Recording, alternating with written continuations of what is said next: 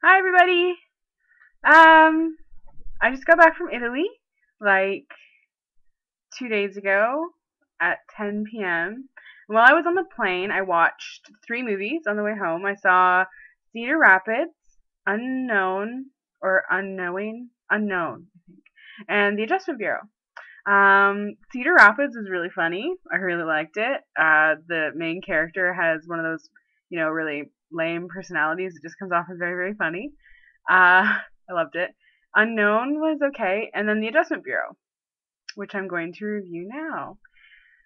It's based loosely on one of Philip K. Dick's short stories, and it's about this guy named David Norris who the movie starts and he's running for senator and he's really cool and hip and young and he's the youngest person to ever run for senator in all of America or whatever. And so he is originally ahead by 6 points, but then some picture goes out that he mooned someone at some sort of party, and so then he loses. And then he meets this girl, seemingly by chance, in the washroom, who re inspires him so that he will run again in 3 years. Um, Turns out that um, a series of events happens, and David Norris finds these people who are like scanning his friends while they're all frozen. That's the best way I can explain that. Anyway, and so he gets taken in by them because he saw this, and it turns out that these people are just trying to keep all humans on like the path of the plan. And so David Norris is like, "Are you angels?" And then the dude's like, "We've been called that before." That's that was kind of lame. And then their boss is the chairman, um, who David Norris is like, is that God? And he's like, you guys have many names for him. So they're kind of angels and he's kind of God or whatever. Except these angels have little books that have blue squiggly lines in them. Anyway, so by chance, he keeps running into this girl, or he runs into this girl again that he met in the washroom, who he absolutely fell in love with, like on site in the washroom. He sees her on this bus and they talk, but then he loses the number because the people take it from him because him and the girl aren't supposed to be together. And then he rides the same bus for 3 years in hoping that he will run into her again, and then he does, and so then they get back together, and then they try and keep them apart again, and so they actually end up lying to David Norris, saying that he's going to ruin her chances of being a world famous dancer and his chances of being the president. So he needs to break up or whatever. And so they do that. Or sorry, like he leaves her or whatever. And then he finds out that that she's going to get married, and he's like, "Oh, I love her too much." And so he like runs off to the wedding. Um, yeah, and then they try to get to the chairman to get permission to be together. The end. Eventually, I guess the plan's rewritten for them.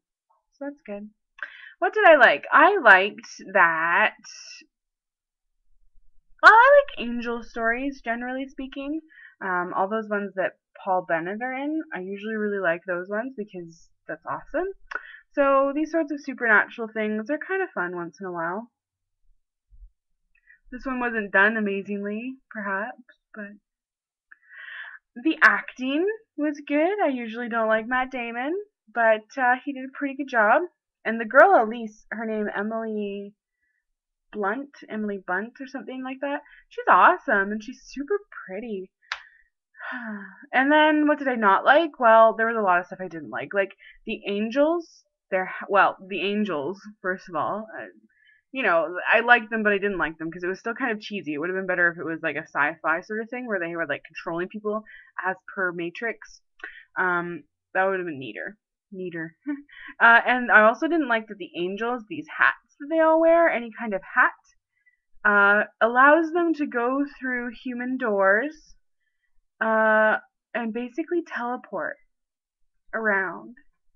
Except the doors only lead to certain areas, so you have to use the right door to get to the right teleportation area.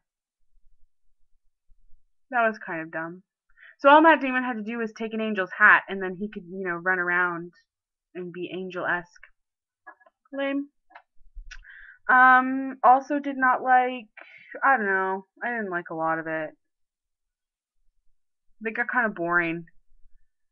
after a while. I'm not sure if it was because it was the third movie I had watched that day and that I was on the plane for 10 hours, if that's why it was boring, or if it was boring just because it was meant to be a short story, not, a 2 hour long movie.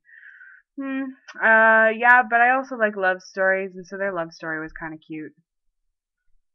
It's kind of neat that they defied God's plan to be together.